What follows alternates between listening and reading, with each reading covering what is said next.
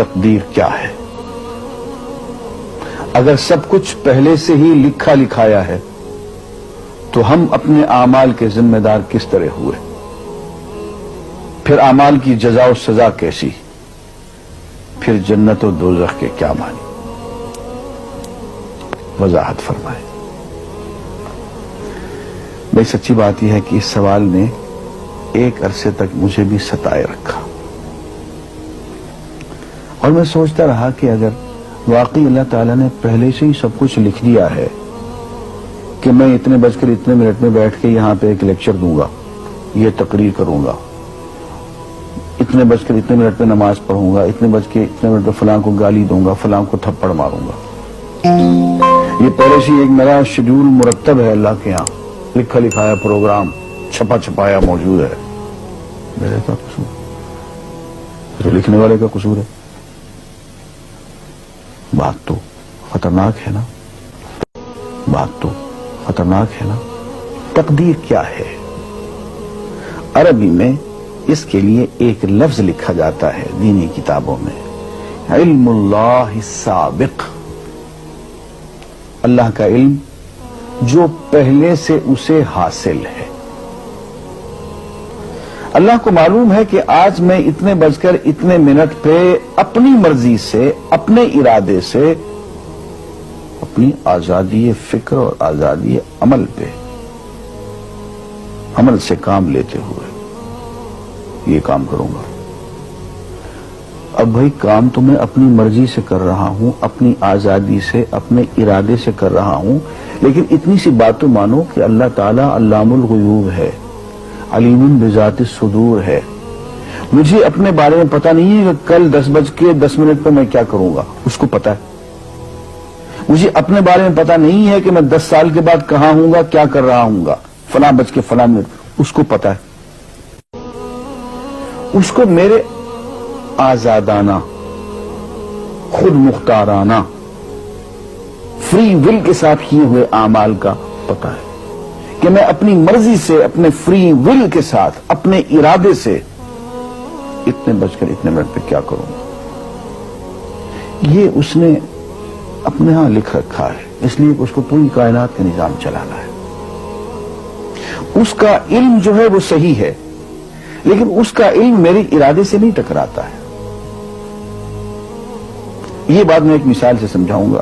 میرے ساتھ ایک واقعہ پیش ہو گیا، اس دن مجھے تقدیر سمجھ میں آ گئی کہ ہوتی کیا ہے۔ 1971 کی بات ہے کہ یہاں اکاؤنٹنٹ جنرل آفس میں میں ڈپٹی اکاؤنٹنٹ جنرل تھا۔ اس زمانے میں ایک مشہور نجومی تھا شیخ صادق، یہاں قلعہ گجر سنگھ میں رہتا تھا، وہ پتہ نہیں بیچارہ زندہ ہے یا فوت ہو گیا۔ انہوں نے دروازہ کھولا، میرے کمرے میں آ گیا۔ کہاں صاحب ہم آپ کی خدمت کرنا چاہتے ہیں، ہم آپ کو مستقبل کے بارے میں کچھ بتانا چاہتے ہیں۔ میں نے کہا بھائی میرے پاس فضول باتوں کے لیے وقت نہیں ہے، میں علم نجوم وغیرہ کو، اس قسم کے یہ فضول باتوں کو میں نہیں مانتا ہوں، مشغول آدمی ہوں، ان چکروں میں مجھے مت ڈالو۔ انہوں نے کہا سر مجھے صرف 1 منٹ تو آپ دے دیں۔ میں نے کہا ہاں 1 منٹ دیتا ہوں۔ اس نے ایک بہت بڑا کاغذ میرے سامنے لکھا جس پہ 40 خانے بنے ہوئے تھے، 40 چیزوں کے نام لکھے ہوئے تھے، مختلف چیزوں کے نام، کتاب، قلم، اینک، کاپی، دوات، پینسل، میز، بادل، برکھا، مسجد، مندر، ایسی ایٹ رینڈم چیزوں کے نام، 40 چیزوں کے نام لکھے ہوئے تھے۔ انہیں کہنے صاحب آپ ان میں سے کسی ایک چیز پہ انگلی رکھ دیں یا اس کا نام آپ اس کاغذ پہ لکھ دیں۔ اور مجھے یہ کہتے کہتے اس نے ایک پیس آف پیپر میری میز سے اٹھایا اور اس پہ کچھ لکھا اور اس کو یوں الٹا کے رکھ دیا۔ میں نے کہا تم نے یہ کیا کیا؟ کہنے لگے جی میں نے وہ چیز لکھ دی ہے، وہ نام جو ابھی آپ لکھیں گے۔ تو اب میں پریشان ہو گئی۔ تماشا کی بات ہے نا کہ جو چیز میں سوچ سوچ کے اپنے ارادے سے، اپنی مرضی سے ابھی لکھوں گا، اس نے پہلے جو لکھ کے وہاں رکھ چھوڑ دیے میرے سامنے۔ اب میں سوچ میں پڑ گیا کہ یار وہ چیز لکھوں جو اس نے نہ لکھی ہو، کبھی میں اس کا ارادہ کروں، کبھی اس کا ارادہ کروں، تنگ آ کے آخر میں نے کسی ایک چیز کو لکھ دیا، کہ میری یہ ہے۔ اس نے جب وہ الٹایا تو وہ وہی چیز نکلی۔ اب پتہ نہیں یہ کیا چکر تھا اس کا، خدا ہی جانے۔ کوئی اس کا علم ہوگا، کوئی فن ہوگا، کوئی تک بازی ہوگی، تک بندی ہوگی کوئی. لیکن اس دن مجھے پتا چلا کہ یار اس کو جو کچھ میں نے لکھا ہے اپنے ارادے سے لکھا ہے، اپنی مرضی سے لکھا ہے، اس سے پابند ہو کے نہیں لکھا. کبھی اس میں انگلی لگاتا تھا، کبھی اس پہ، کبھی اس پہ، آخر چن کے ایک لکھا میں نے. لیکن اس بدبخت کو پہلے سے پتا تھا کہ میں کیا لکھنے والا ہوں، اور اس نے پہلے سے وہاں لکھ کے رکھا ہوا تھا. میں نے کہا یار ایک محدود علم والا آدمی میرے آئندہ کے اعمال کو اپنے ہاں لکھ کے رکھ سکتا ہے. چن کے وہ عمل میں اپنی مرضی سے کر رہا ہوں، اپنے ارادے سے کر رہا ہوں، کوئی مجبوری نہیں ہے اس میں. لیکن وہ میری مرضی والا عمل، میرے اپنے ارادے سے کیا ہوا عمل، پوری آزادی کے ساتھ کیا ہوا عمل، اس نے پہلے سے اپنے یہاں لکھ کے رکھا ہوا. یار اگر یہ انسان کر سکتا ہے تو رحمان کیوں نہیں کر سکتا؟ اس نے میرے سارے اعمال جو میں آئندہ چل کے کرنے والا ہوں، وہ سارے کے سارے اعمال اس نے اپنے یہاں لکھ کے رکھے ہیں. اس کو انتظام کرنا ہے، میرے رزق کا انتظام بھی کرنا ہے، آگے میری زندگی، میری موت، میری قبر میں اکوموڈیشن کا پتہ نہیں کہاں کا میرے اس نے انتظامات کرنے ہیں.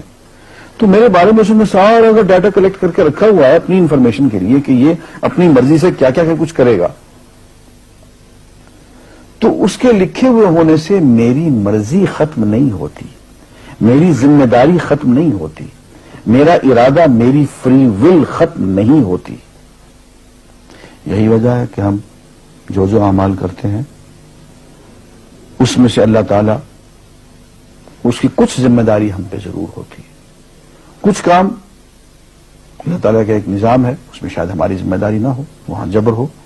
لیکن کچھ اعمال ایسے ہیں جن میں خالصتاً ہمیں آزادی حاصل ہے، ہمیں اختیار حاصل ہے، ہم ان کے ذمہ دار ہیں، ہمیں ان پہ جزا ملے گی، ہمیں ان پہ سزا ملے گی، اللہ تعالیٰ بچائے.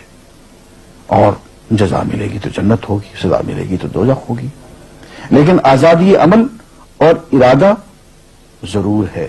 یہ الگ بات ہے کہ اللہ تعالیٰ کو پہلے سے ہی معلوم ہے کہ ہم اپنے ارادے سے اور اپنی آزادی اور اپنی مرضی سے ہم آج اور کل اور پرسوں اور سال بھر کے بعد اور 10-20 سال کے بعد ہم کیا کیا کریں گے اس کے ہاں لکھا ہوا ہے. وَعِندَهُ عِلْمُ الْكِتَابِ، اس کے ہاں سب کچھ لکھا ہوا ہے. لیکن ہم جو کرتے ہیں اپنے ارادے سے کرتے ہیں اور اس کے ذمہ دار ہیں. وآخر دعوانا الحمدللہ رب العالمین.